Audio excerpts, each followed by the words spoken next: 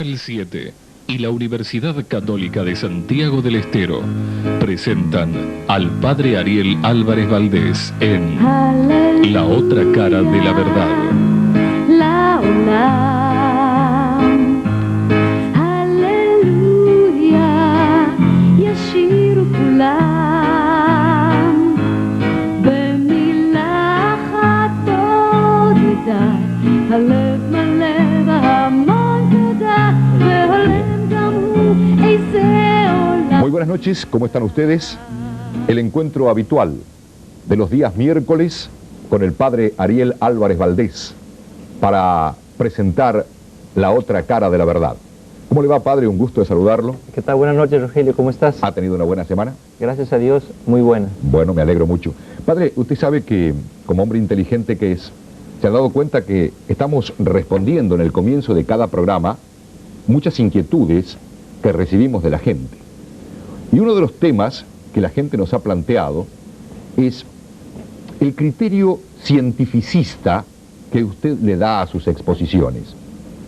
Usted ha hablado de parapsicología, ha hablado de física, ha hablado de química, de paleontología, de medicina, y la gente se pregunta, ¿desde cuándo la Biblia necesita consultarle a la ciencia para definir una cuestión de fe?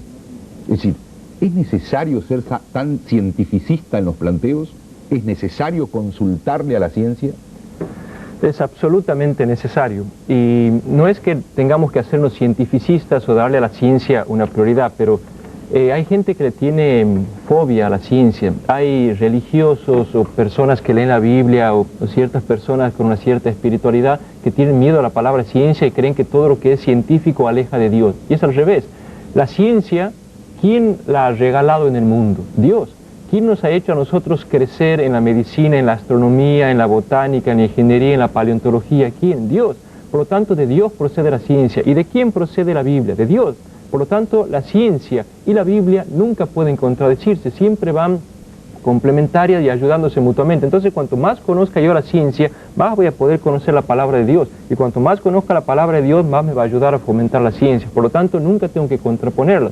Y hay gente que tiene miedo cuando dicen que ciertos aportes científicos nos enseñan a leer mejor la Biblia. Por supuesto, porque si Dios nos ha regalado a la humanidad y al mundo una cabeza inteligente para poder pensar, elucubrar y crecer científicamente, todo eso nos beneficia y tenemos que aprovechar para conocer mejor la Biblia. Bueno, ¿dispuesto a otro tema para este miércoles? Estamos dispuestos. Bueno, yo tengo que serle sincero. Usted ha elegido un tema que yo particularmente nunca lo había leído. Yo sé que usted es licenciado en Biblia, sé que para su tesis final eligió nada más ni nada menos que el Apocalipsis para dar su examen final, por lo tanto supongo que es un enamorado de esta parte de la Biblia, y yo la he leído ahora simplemente y muy superficialmente porque teníamos que hacer este programa. ¿Por qué? ¿Por qué, padre? Porque fíjese usted toma el Apocalipsis y lo único que encuentra es que habla de la bestia, del anticristo, de dragones, de cataclismos, de que se van a salvar 144.000 nada más, del fin del mundo, del fin del mundo, del fin del mundo. No me diga que te da miedo todo eso. Y por ahí a uno le entra miedo, y creo que le entra miedo a muchos católicos leer el Apocalipsis, y por eso creo, honestamente, que es el libro menos leído de la Biblia. Sí. Ahora, bueno, uno ya está en el baile y tiene que bailar. Entonces, frente a todo esto, el fin del mundo, los cataclismos, la bestia que se viene, ¿cuándo se va a cumplir, padre? Lo de que dice el Apocalipsis. Claro, esto que dice el Apocalipsis, de todo esto que habla. Sí, yo creo que el libro del Apocalipsis es el libro más hablado por la gente y el menos leído. Todo el mundo opina, conoce, sabe lo que dice el Apocalipsis, pero nadie lo ha leído, nadie se ha tomado el trabajo de abrir y ver lo que dice. Y por ahí cuando pregunto en las reuniones o en las clases bíblicas si han leído, todos me contestan más o menos eso: padre, no lo leemos porque nos da miedo. Y les da miedo porque no han comprendido cuál es el sentido de esta revelación. Vos recién decías, es un libro que habla sobre el fin del mundo. Sí, sí. Parece que del principio al final, es lo único que toca. Y eso es lo que opina la mayoría de la gente. Pero si vos te pones a leer el Apocalipsis, ya en el primer renglón nomás nos dice que no habla del fin del mundo, no nos pretende revelar el fin del mundo. El primer versículo nomás del Apocalipsis dice revelación de Jesucristo. O sea, quiere revelarnos cosas de Jesucristo. No pretende hablar del fin del mundo, sino de la persona de Jesús. O sea, de lo que Jesús significa para la iglesia. Pero vos me has hecho una pregunta muy interesante. ¿Cuándo se va a cumplir todo lo que está escrito aquí en el Apocalipsis? Yo te diría, ya se ha cumplido. Todo lo que está en el Apocalipsis ya ha pasado, ya ha sucedido. ¿Cómo? Bueno, justamente por eso, porque la gente no lo ha leído, cree que son cosas que van a pasar en el futuro. Pero si vos ves el primer versículo nomás que estábamos leyendo recién, dice: revelación de Jesucristo, se la concedió Dios para contarle a sus siervos lo que debe suceder pronto. Pronto. ¿Cuándo fue escrito el libro del Apocalipsis? Bueno, todo el mundo sabe, en el siglo I, en el siglo I. Exactamente, en el siglo I fue escrito este libro. ¿Y cuándo es pronto para el siglo I? Bueno, en la Biblia no sé cuándo es pronto, dentro de 1000 años, 10.000 años, no sé. ¿Cuándo es pronto? No sé. Pronto es pronto, pronto significa pronto. Si este fue escrito en el año 95, o sea, a fines del siglo I, pronto era alrededor de ese tiempo. La Biblia no puede usar la palabra pronto para referirse a 1000 años, sería un absurdo, ¿verdad? No entenderíamos nada. Quien nos revela la Biblia utiliza nuestro lenguaje. En el versículo 3 dice: dichoso el que lea y los que escuchen las palabras de esta profecía y guarden lo escrito en ella, porque el tiempo está cerca. O sea, el tiempo del cumplimiento de todo esto está cerca, cerca de cuando esto se escribió. Si pasamos al final del Apocalipsis, en el capítulo 22, dice en el versículo 6 que un ángel se le aparece a Juan, el autor de este libro, y le dice: estas son palabras ciertas y verdaderas. El Señor Dios, que inspira a los profetas, ha enviado a su ángel para mostrarle a sus siervos lo que debe suceder pronto. Y dice que él, cuando termina de escribir el Apocalipsis, lo quiere sellar, ocultar, esconder, y le dice el ángel en el versículo 10: no selle las palabras proféticas de este libro porque el tiempo está cerca. O sea que el Apocalipsis fue escrito para que se cumpliera en aquel siglo I, o en el siglo II, o en el siglo III, en la época pronto. Entonces, ¿cómo vamos a decir nosotros que se refiere al fin del mundo, algo que va a pasar en el año 2000, cuando el mismo Apocalipsis nos está diciendo que eso se tiene que cumplir pronto? Entonces, las personas que sostengan que el Apocalipsis se va a cumplir dentro de 1000 años, de 100 años, o ahora en el 2000, quiere decir que no han abierto ni siquiera el primer versículo del Apocalipsis para ver lo que el mismo libro dice. No le puedo hacer decir lo que no dice el libro. Bueno, antes tenía miedo, ahora estoy confundido. Es decir, ¿quiere decir que el Apocalipsis, siguiendo su razonamiento, se habría cumplido ya? Ya se cumplió todo. Todo lo que está aquí escrito ya se ha cumplido. Muchos dicen: ¿qué sentido tiene entonces si ya se ha cumplido? Bueno, el Evangelio también se ha cumplido. Las cartas de Pablo se ha cumplido, el libro de los Hechos de los Apóstoles se ha cumplido. No quiere decir que tiene que haber profecías para que sirva. Además, fíjate qué absurdo. ¿A vos te parece que el que escribe este libro del Apocalipsis escribe contando los detalles del fin del mundo? Suponte que el fin del mundo vaya a suceder ahora en el año 2000. ¿Para qué sirvió este libro a nuestros abuelos, a nuestros bisabuelos, a la gente de hace 100 años? Si esto va a contar lo que va a pasar en el 2000, aquí tenemos un libro inútil durante 2000 años. Le va a servir solamente a las personas que van a presenciar esos hechos, pero a todas las demás generaciones no le ha servido para nada. ¿Para qué sirvió este en el siglo V, en el siglo X? No sirvió para nada. Tenemos un libro inútil en la Biblia. Tenemos todo un libro que fue inservible para millones de cristianos y de personas de la humanidad porque se refería al año 2000. Bueno, pero si este libro le sirvió a la gente de aquella época, como usted dice, del siglo, finales del siglo I, siglo II, ¿qué problema venía a solucionarle o para qué le servía a aquella gente un libro de esta naturaleza? Perfecto. ¿Qué problema tenía aquella sociedad para que haya que escribir esto? Y eso es lo que tenemos que preguntarnos: ¿para qué se escribió este libro? No se escribió para contestar y enseñar a la gente que va a venir el fin del mundo. Este libro, el mismo capítulo 1, dice que fue escrito por un hombre, un profeta llamado Juan, que está preso, está prisionero en la isla de Patmos, se encuentra preso por el Imperio Romano. ¿Por qué? Porque el Imperio Romano ha desatado una sangrienta persecución. Todos los cristianos están perseguidos, están siendo encarcelados, están siendo torturados. ¿Por qué? Porque el Imperio Romano ha empezado a obligar a los ciudadanos a que al emperador lo consideren como Dios. Se ha hecho divinizar el emperador. El gobernante se ha puesto por encima de todo. Imagínate para los cristianos que digan que hay que considerarlo al emperador como Dios, como rey y señor, el dueño de la vida. Para los cristianos eso es escandaloso y entonces empiezan a reaccionar y dicen: nosotros no tenemos más Dios que a Jesucristo. Y entonces el Imperio Romano comienza a perseguirlos, a matarlos, y frente a eso todas las comunidades están en un baño de sangre, están sin trabajo, están desesperados, están asustados, y el autor escribe este libro para darles consuelo, paz. Y aquí viene el gran absurdo de mucha gente. Mucha gente se asusta con este libro. ¿Y? Se asusta con todas estas visiones que tenemos. Y es al revés. Ha sido un libro escrito para dar paz, para dar tranquilidad, para dar alegría a una gente que está siendo perseguida. Si vos te pones a pensar a esta gente que está siendo perseguida, ¿cuál es el interés que tiene el autor? Todo el Evangelio, todo el mensaje de Jesús, ¿cuál fue? Dar paz. ¿Cuál es el mensaje de Dios? Dar paz. Cuando nos cuenta la anunciación del ángel a María, se le aparece el ángel a María y le dice, no tengas miedo, María.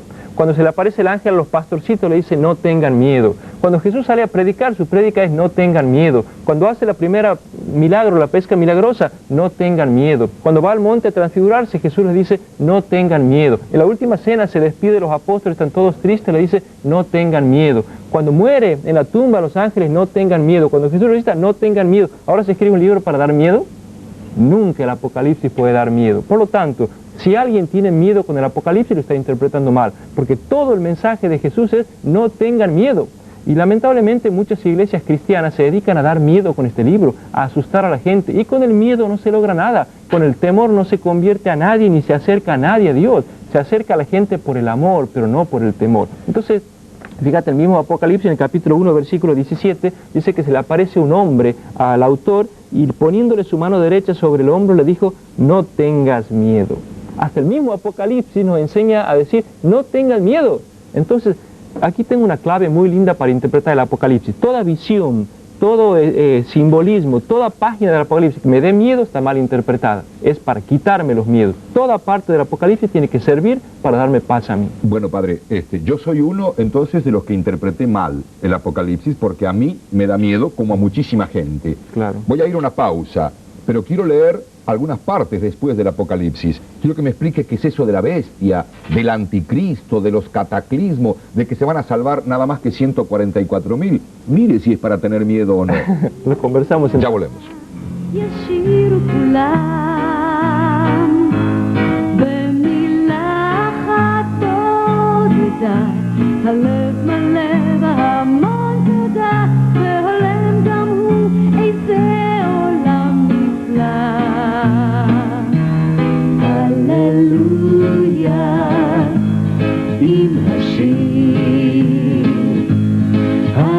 הללויה על יום שמאיר, הללויה על מה שהיה. הללויה לעולם, הללויה ישירו כולם במילה. Padre, yo le decía en el bloque anterior, usted habla de un libro que trae paz, esperanza, y sin embargo yo entonces por una mala lectura, como usted dice, a mí el Apocalipsis lo interpreto de otra manera. Por ejemplo, el tema del anticristo, Sí. está mencionado en el Apocalipsis. El anticristo seguramente va a venir a combatirlo a Dios. Y a lo largo de la historia, bueno, se ha identificado al anticristo con muchas personas, con un número, con el 666, se ha dicho que era Hitler, los anticatólicos dicen que es el Papa. ¿Quién es el anticristo y si va a venir cuándo? Usted dice que ya vino. Ujú. Fíjate qué curioso, todo el mundo saca los datos del anticristo del Apocalipsis y el Apocalipsis jamás lo nombra al anticristo, ni lo menciona, nunca habla del anticristo. Y el famoso número 666 Claro. es el número de la bestia, pero no del anticristo. Una cosa es la bestia, otra cosa es el anticristo. El Apocalipsis jamás lo menciona al anticristo. O sea que todas las personas que saquen datos o informaciones del anticristo del Apocalipsis están equivocando porque este libro ni lo conoce al anticristo. ¿De dónde sacamos nosotros la idea del anticristo? Sí, entonces... Lo sacamos de dos libritos de la Biblia, que son la primera y la segunda carta de San Juan. Y fíjate qué interesante ver, porque estas mismas cartas nos informan lo que vos me acabas de preguntar. ¿Quién es el anticristo? ¿Qué va a ser? En la primera carta de San Juan, en el capítulo 2, en el versículo 18 dice, hijitos míos, es la última hora.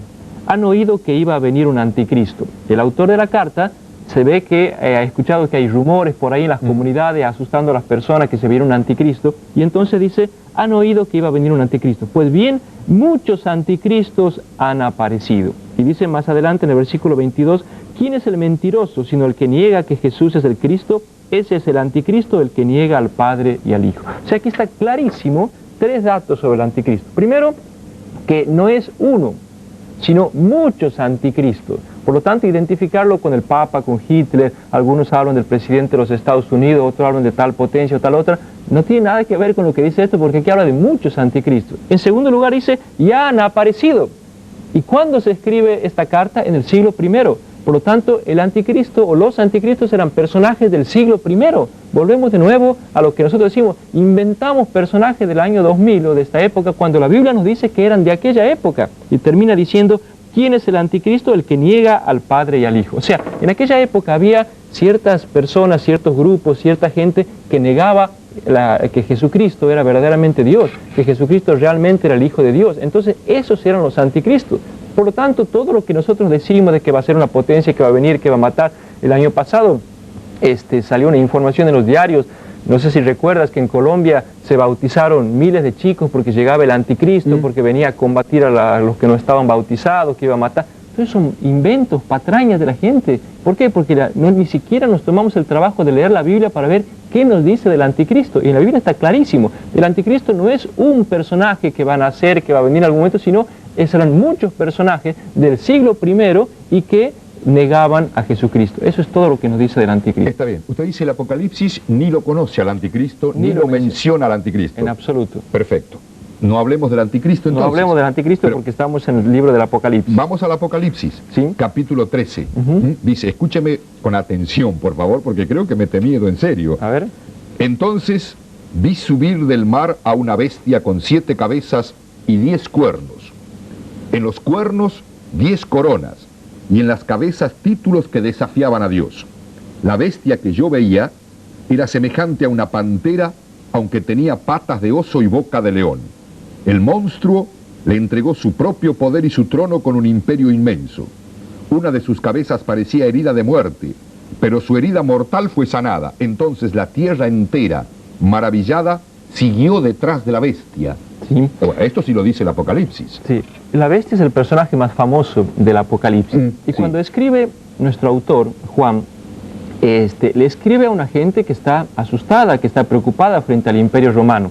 Y entonces le quiere dar algunas enseñanzas. Y por lo tanto, vos ponete a pensar que la gente a la cual se dirige nuestro autor es gente angustiada, es gente entristecida, gente perseguida.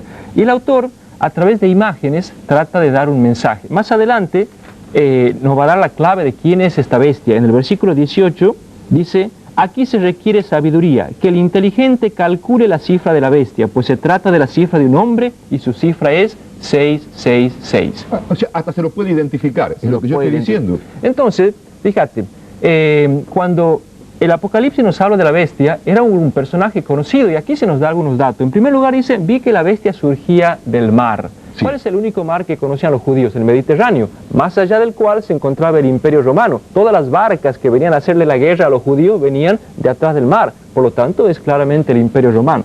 Dice, esta bestia tenía títulos blasfemos, o sea, títulos que insultan, que ofenden a la gente. Sí. Eso coincide con lo que decíamos hace un rato. Los emperadores romanos se habían puesto el título de Dios, el título de divino, el título de Salvador, y eso era algo que ofendía a los cristianos. Esos títulos le hacía daño, porque ellos solamente reconocían como Dios a Jesucristo.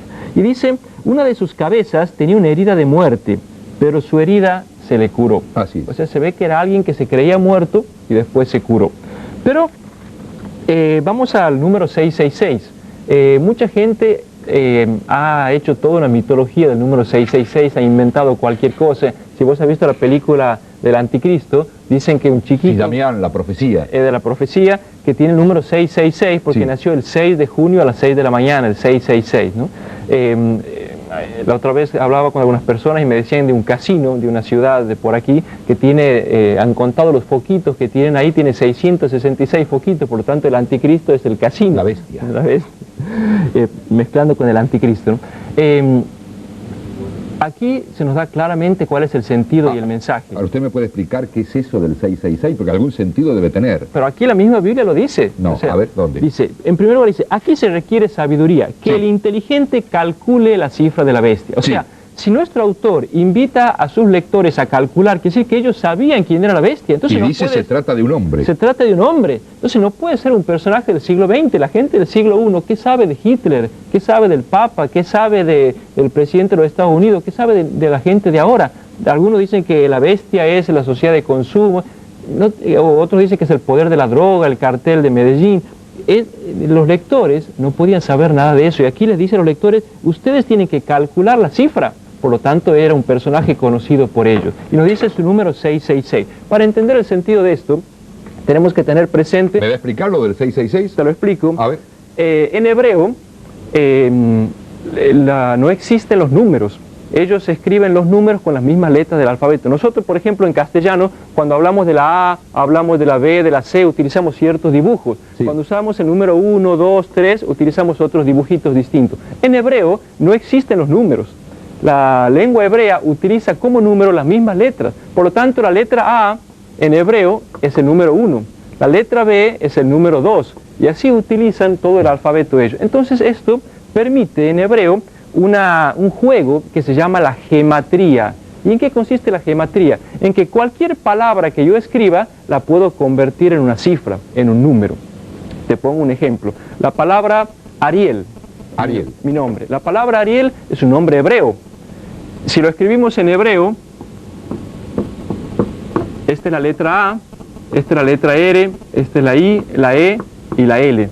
Y cada uno de estos numeritos, de estas letras, tiene un número. Esto equivale al número 1, esto equivale a 200, esto equivale a 10, esto equivale a 1 y esto equivale a 30.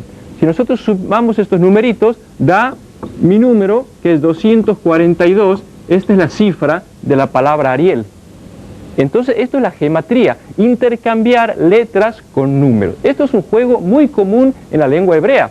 Fíjate que esto permite que cualquier nombre de persona, cualquier frase, yo la pueda convertir en un número. Y entonces se han encontrado, por ejemplo, en Pompeya, porque en griego también se hace lo mismo con las letras, grafitis, por ejemplo, diciendo yo amo a la 327.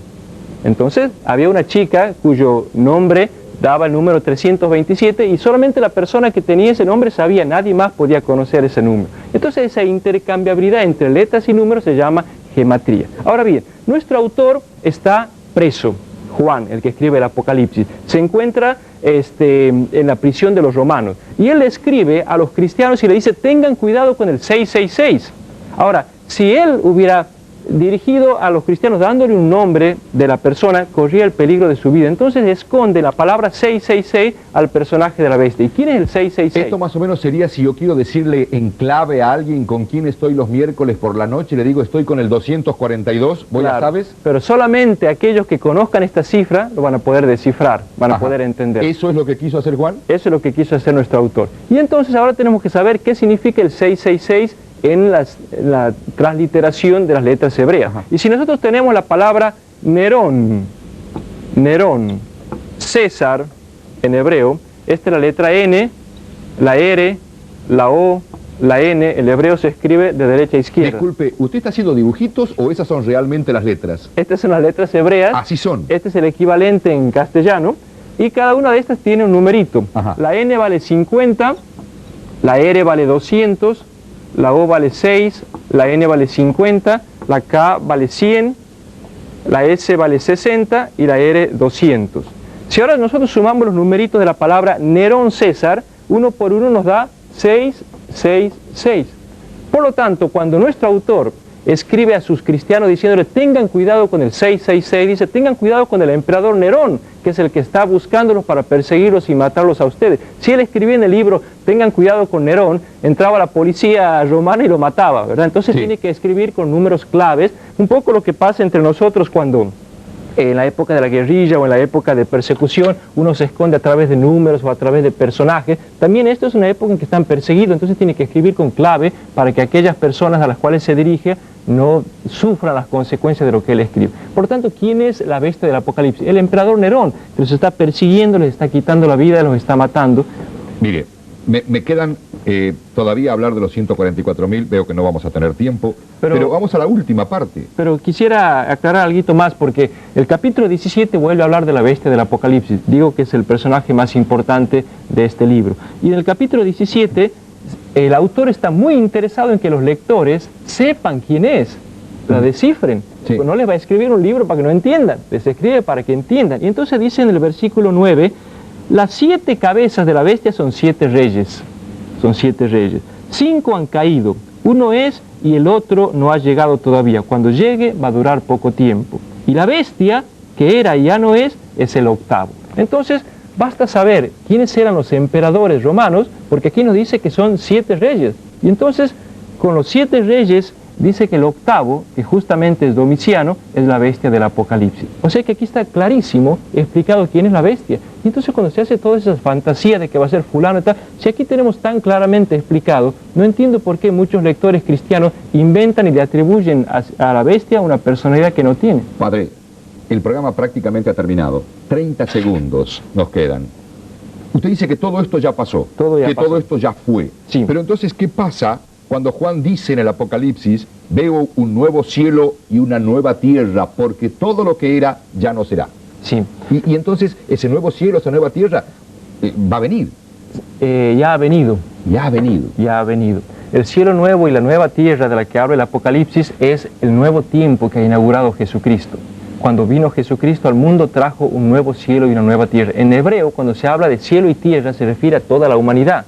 Y entonces cuando el Apocalipsis nos dice en el capítulo 21 al final, vi aparecer un nuevo cielo y una nueva tierra, se refiere a la nueva humanidad que apareció gracias a la muerte de Jesucristo. Hemos dicho al principio del programa que el libro pretendía hablar de Jesucristo. El autor es un enamorado de Jesucristo, es un embriagado de amor por Jesucristo. Y entonces no va a perder el tiempo con detalle del fin del mundo. Lo único que le importa es contar lo que produjo la venida de Cristo a la humanidad, entre las cuales anuncia la caída del Imperio Romano. Por lo tanto, el Apocalipsis lo que pretende enseñarnos a nosotros es que una potencia enemiga, que era el Imperio Romano, que estaba persiguiendo a la gente, matándola, destrozándola, quitándole sus bienes, está destinada a la muerte. No tiene futuro porque Jesucristo la ha derrotado, porque Jesucristo la ha vencido. Bueno, está bien. Quiere decir entonces que si el Apocalipsis hubiese sido escrito para nuestros tiempos, a aquella gente le hubiese sido inútil. Pero como fue escrito para aquella gente, ¿a nosotros nos es inútil? No, tiene un mensaje de esperanza muy grande, porque nos viene a avisar a nosotros también que cuando nosotros suframos persecuciones o estemos ahogados por ciertos poderes políticos, todo poder político que se oponga a Cristo está destinado a desaparecer, no tiene futuro. Por eso es un libro lleno de esperanza, es un libro que lo tendremos que leer siempre, porque nos está enseñando que toda potencia, todo poder enemigo que vaya en contra de Cristo, de Dios, no tiene futuro en este mundo. ¿Nos vamos a encontrar el miércoles que viene? Nos encontramos el próximo viernes. Gracias, Padre, ¿eh? Hasta el próximo miércoles. Muchas gracias.